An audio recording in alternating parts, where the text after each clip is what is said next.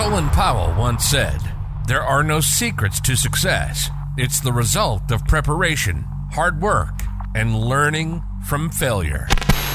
And we couldn't agree more. This is Unleash the Champ Leadership Podcast. Unleash the Champ Leadership Podcast. We'll talk to people from all walks of life and pick their brains about their journey, the process, and the ups and downs to becoming successful. You want inspiration and motivation? It all starts here. This is the Unleash the Champ Leadership Podcast. And now your host, Kyle Sullivan. What's going on, champions? Welcome to another episode of Unleash the Champ Leadership Podcast. Our guest today is Dr. Sheila Carroll. She is a board-certified pediatrician and obesity medicine physician who is dedicated to helping children achieve their best health. I mean, as a dad of two toddlers, I'm already locked in, and you should be as well. She does this by working exclusively with parents who are willing to focus on modifying their own behavior, ultimately improve their child's health.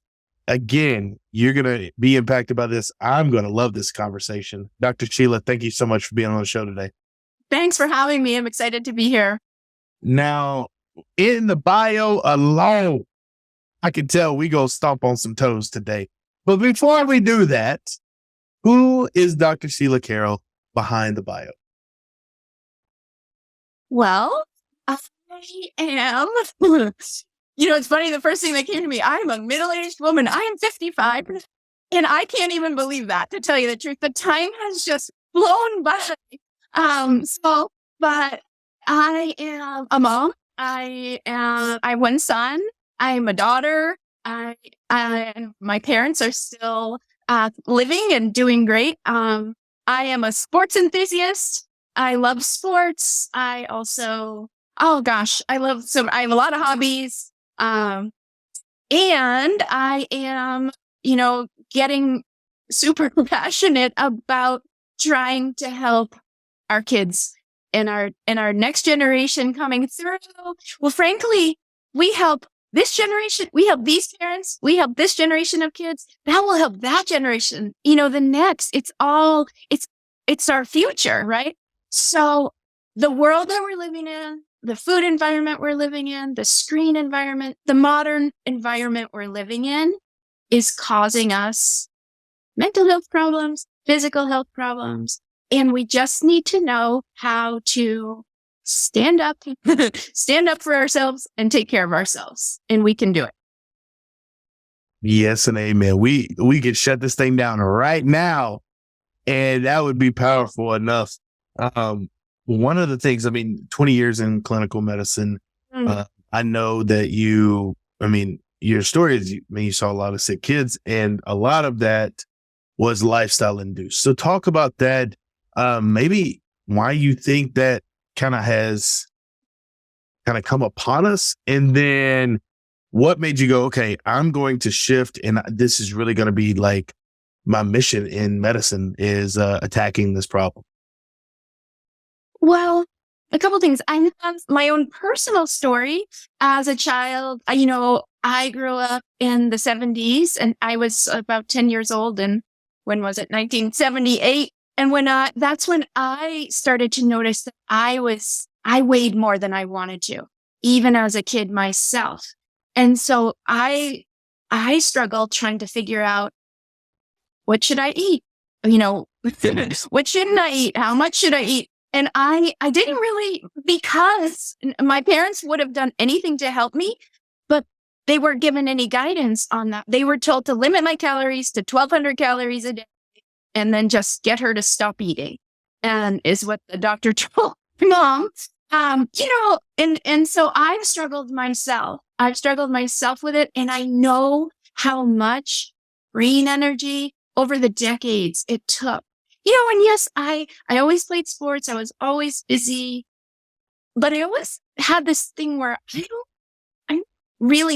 don't really feel like myself almost, because I was struggling so much, with my weight and how I looked. And, I just didn't feel great about myself. And now I know that we can help people with it. We can help kids with that starting now.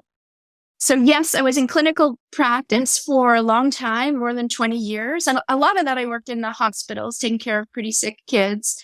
But the last few years of my career, I was in outpatient medicine, which is like the clinic where you go, for your child with their child visit, or, if they have a cold, they're not sick enough to be in the hospital. You go to your regular doctor. And that's who I was for people. And so we were seeing kids seeing families with a lot of, sleep problems, number one, my kid's not sleeping, or my kid's super anxious, or my kid is weighing more than I want them to, or weighing more, and I'm weighing them. What parents are saying, I'm weighing more than I want to. And they just were feeling stuck and trapped and didn't know what to do to even help themselves. And so, the medical approach is people bring their child to the doctor, and then the doctor is supposed to, quote, fix the child or help, so here I am talking to a 10-year-old or a 12-year-old about their food choices, about their screen time, about getting to bed on time, and while that's valuable to some degree, what I really learned was who I really needed to be talking to was the parents. And because if the parents know and have the right knowledge base and understand, so there's so much to understand, because what you're really understanding is the science of how food affects our body, the science of how sleep affects our body, and how movement and exercise. And then the motivation piece of how do we get ourselves to do the things that we know are good for us.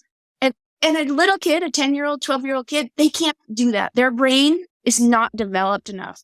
Like the prefrontal cortex part of your brain, the thinking part, the CEO of your brain, that doesn't develop until you're 25 or 26. So we can expect our kids to make these decisions that are in their own best interest, but the parents can. But it's a skill you need to learn. Frankly, I needed to learn. That's what, I joined a life coaching program myself a few years ago, and I learned those skills. And I saw how valuable it was to be able to, we use the term like manage your own mind. But what I really mean by that is think about my thinking, like that meta skill. And it just helps you set goals and achieve your goals. And kids can't do that, but parents can do that to help their kids. And at the same time, the beauty of this is that then the parents will be able to teach their kid as their kid ages 16, 17, 18 years old. I mean, my son's 11. I'm already teaching him, but as he gets older, he's going to absorb that more and more.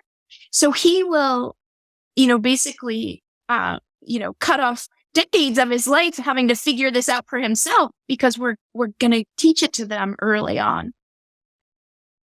I love that. I definitely think that the play here is to model it first. I mean, our kids are watching. I came from I was an obese kid. You were? Oh yeah. Yeah. Once we go offline, I'll show a picture. It's online. I posted about it. Okay. I was very active, played sports. I just massive. I joked that my pants didn't have a number. They just said Husky. And, that was real. I did not have a number. It just said Husky. God bless my grandma. She said, "Oh, baby, that's your baby fat." I'm from Louisiana. So I'm from the Bayou. And I'm like, "Nanny, I am 13. That is not baby weight." And so with that, I can imagine, I think back to, when I was eating like that or the foods I was having, I was very determined on what I was and was not going to eat, like most kids are.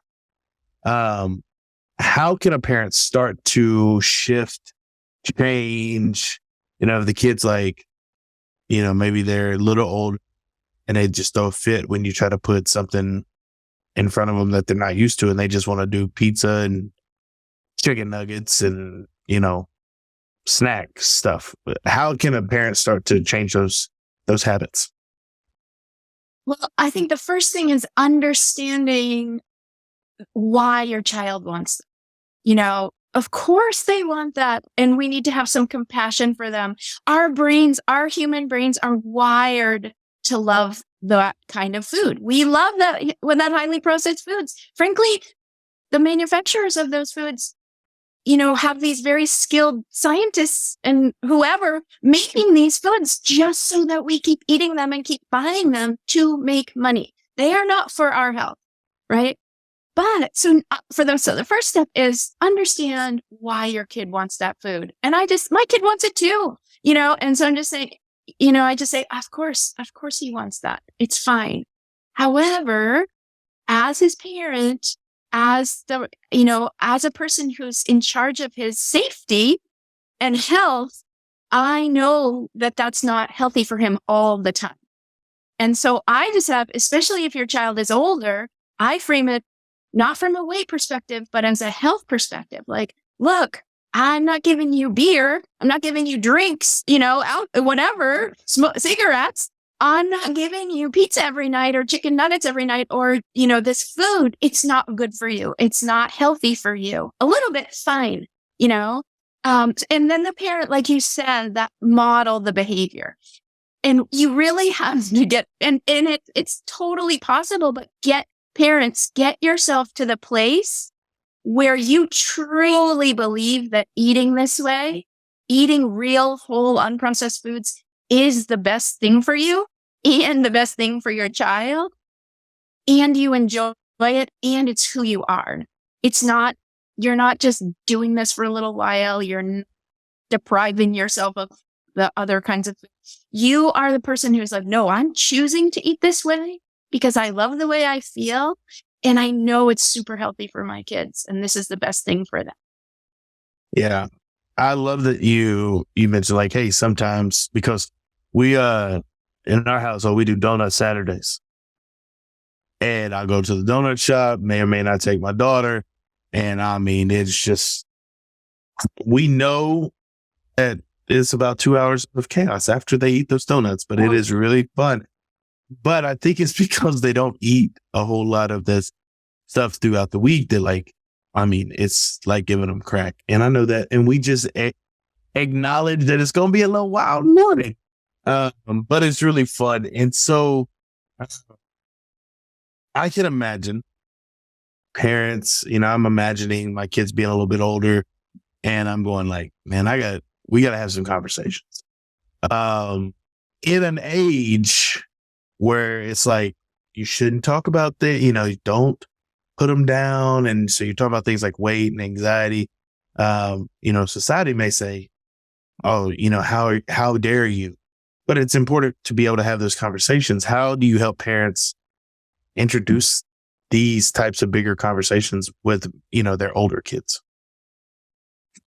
The same way that we just talked about, like, first of all, coming at it so the parent needs to get themselves straight first. You don't just wing it. This is not just a winging it conversation. This is okay. As a parent, whatever you're seeing going on with your child, the parent needs to understand how they're thinking and they're feeling about what is happening with their child. At the same time, the parent needs to really develop a connection with their child and work on complete acceptance of the child as they are right now. Because we don't want to be trying to change anything from a place of shame or fear or blame, but we're like, okay, here we are right now in this situation, and okay, how do I want to think about as a parent? How do I want to think about this on purpose? How do I want to feel about this? And then what am I going to do that's in the best interest of my child from there? And that way you really won't be, if you're coming at it authentically from a place of like true love and caring for your child, it's almost impossible to hurt their feelings because they will know that you're coming at it from love and caring. And also just, like I said before, come at it from health and not the number on the scale, not the size of your clothes, not your appearance. And, what we're really trying to do is, if you have a 15-year-old child, you're 15 now. Someday you're going to be 25 and you're going to be 35. Then you're going to be an old lady like me, 55, And so what are we going to do? We need to start doing some things now to preserve and protect your health moving forward. Yeah, I love that. And the consistent theme through all of this is modeling it. And I love how you said, like, the parents got to get right first. I lived in a world and maybe a time where I got told, like, do as I say, not as I do, a lot. And I love that it's like, listen, we have no leg to stand on if we're not right first. But there's sometimes that probably the parents and the children, the whole family, it's kind of on this journey together. They make it, parents make a decision. They're not really in a place yet to say, like, I got this nailed down. How do you navigate that with families and giving parents the confidence to kind of keep going? That's why I work with the parents only. So the parents need to get it dialed in and nailed down before they really start to, try to change things with their kids. Because if you're all eating sort of, foods you prefer not to be eating, say if you're eating lots of ultra processed foods, lots of foods with added sugars, if the parent is trying to change themselves and the child at the same time, it's rockier than if the parent just takes a few weeks, work on it yourself, you get dialed in. First of all, so many different things happen. The parent starts to lose weight. The parent starts to feel better. The parent realizes they didn't even realize how bad they were feeling before. And now they feel so good. And then you're like, oh my gosh, I want my child to feel this way too. And so it's kind of like inspirational for the parents. And then you're motivated to keep changing with your child to help your child. Yeah, I love that. Where do you think parents misstep in this journey, in this process? Like, what's kind of the hardest hurdle that parents need to overcome? I think it's the food system and trying to navigate our current culture in the food environment, and the fact that we kind of just think kids need kid food. And, my kid won't eat them. My kid won't eat those vegetables. He's picky. He's a picky eater, and just having these, like, I call them thought errors, about what your child is, what's possible for your child to eat. And so just understanding, like, the food, how the modern food is affecting we are a very ancient species, and our human bodies were not designed to handle these foods that have come into existence in the past 50 to 60 years. If you go back and look at the data, the obesity graphs, those start to shoot up in like 1978, which is the same time as the processed snack foods and all of these processed foods. And so there's definitely a correlation between what we're choosing to eat and our overall health. And frankly, yes, we're talking about weight, but it is now even becoming more and more well known in the medical literature. Like, these processed foods are causing whole body inflammation, which is leading to Alzheimer's disease, certain types of cancers, heart disease, other problems, not just the, extra weight, but it's the inflammatory nature of these foods that our bodies weren't designed to handle. But as a parent, it's very tricky. You have young kids 2 and 4, and I'm sure they're starting to get invited to birthday parties, and soccer and, whatever your family's into. But there is these highly processed foods, at every single thing that kids go to, even school. like, my son's school gives out candy sometimes for like good grades or, I'm like, seriously, the school is giving them, sugar? Why are we doing this? But also in the school lunches. But this is the world that we parents are living in. Like, how do we navigate this? And that is also just a very individual decision. Like for me, like I said, I have an 11-year-old. I control what I can control, meaning I control the food we have at home. I control what we cook, what I cook, what I serve him for breakfast, But then, yesterday, for example, he had Little League, won his Little League championship, super exciting. And the first thing that happened, someone brought in this massive tray of cupcakes. So all these boys are celebrating just eating these huge cupcakes, which is just our culture. But I wasn't going to run over to him and grab his cupcake from him, So as parents, we just have to understand this is the world that we're living in right now. And what are we gonna choose to do? And how can we help our kids navigate this? Yeah, I think you said something that I really attached to, like, control what you can control. Cause you're right. Like my kids are in like preschool, little summer deal. And it's like, hey, here's the snacks we recommend. Cookies, cupcakes, muffins, whatever. And when I was, as the last couple of years, I've gone through plus like 120 pounds and a lot. It's like one salad won't make you skinny. One cupcake won't make you fat. Right. And so I love the theme of this is like one model, two moderation. Like you can't escape it unless you just going to be, a social recluse. And, how embarrassing if you went over like, get the cupcake out of your hand. I know you just won, but no.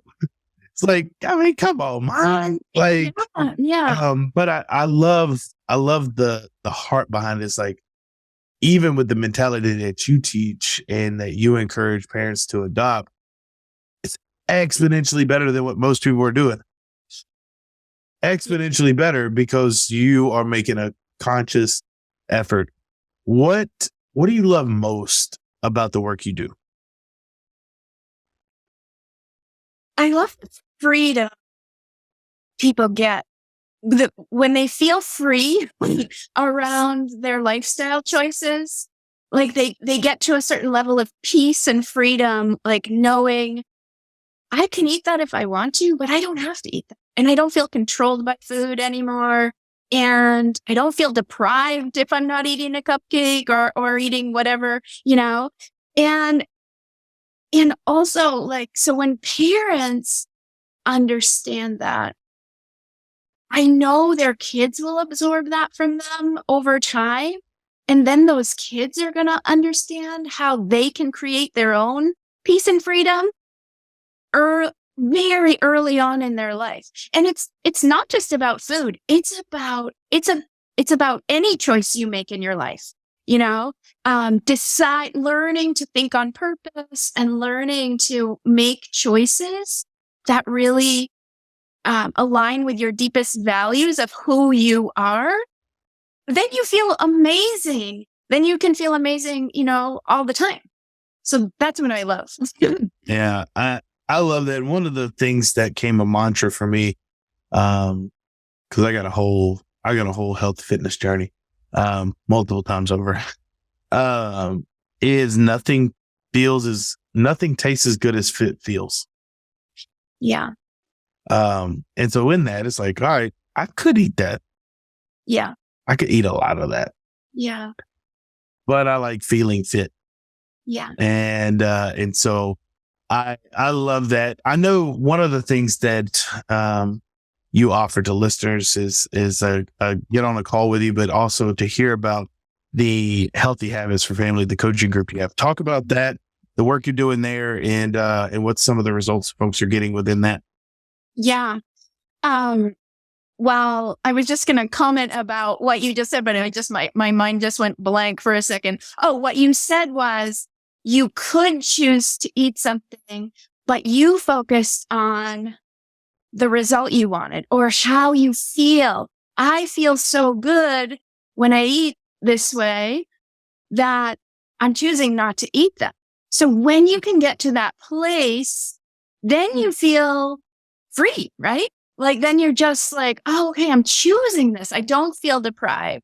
I sometimes kind of explain it to people like, do you think vegetarians feel deprived that they don't get to eat meat? No, because they're choosing to not eat meat. And we can do the same thing with processed foods and all of these foods with added sugars.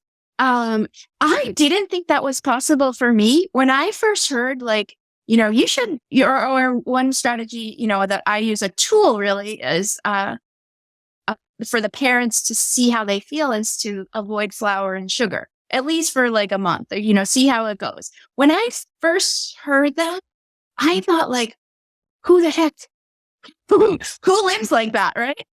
But then I tried it. And then I realized like, oh, I see now. I didn't even know how that I was feeling beforehand. But anyway, so that's where you get to the place where you're like, I'm choosing this way of life because I just love how I feel. So back to my coaching. So I work with parents, and I'm working one-on-one with parents, because, to help them, like we said, because everybody's so individual. What's going on with you, the parent, and then also what's going on with your child. But let's work on what's going on with you, and then what are your goals for your child? Meaning like like we talk about control.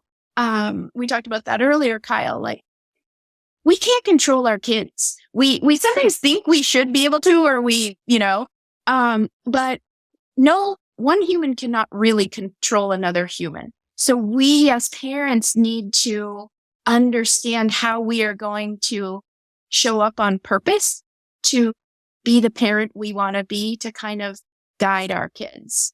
So that's a lot of work I do with parents too, is how can the parent help their child, and also managing their own mind when their child refuses their help, or when their child doesn't want to eat that. Their child doesn't want to go, get some exercise, or doesn't want, so we work on all of the strategies, and basically the parent works on becoming who they authentically want to be as the parent, how they want to show up.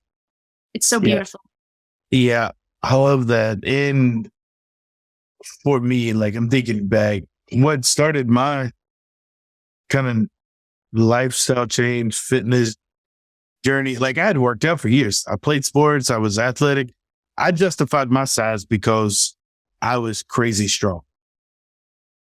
And when I got in my 30s, I realized no one cares what I bench, squat, and deadlift if I look obese. I was a youth pastor for a while, so it was an asset. I'd go in and, kids were like, "Oh my God, she can lift the car," whatever. Wasn't that strong, but I was pretty strong.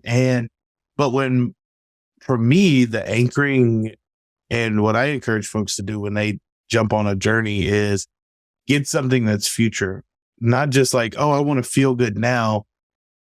What I said when I walked into the gym for like 2 years was, I am fit. I am healthy. I'm going to run around with my grandkids. Now, what's important to that is I have basically a 2 and a 3-year-old. So I'm like bypassing 20 years. Yeah. To say, I'm going to run around with my grandkids, because my grandparents couldn't do that with me. And so I love that. Sheila, where can people find you online? You got comment to it?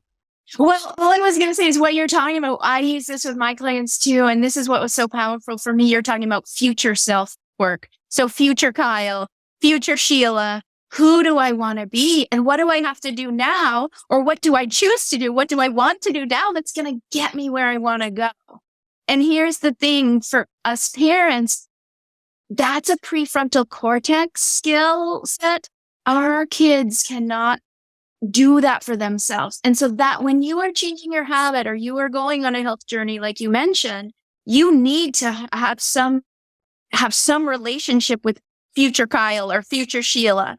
My son Theo, when I talk about future Theo for him, kind of gets it, but not really. You know what I mean? He's like, well, what about now, Theo? Theo, what did Theo write this? And he wants to play video games and eat cupcakes, And so I think just parents understanding this is the other reason why kids can't make these changes by themselves. They need our help, and they need us modeling that behavior for them and teaching them those skills.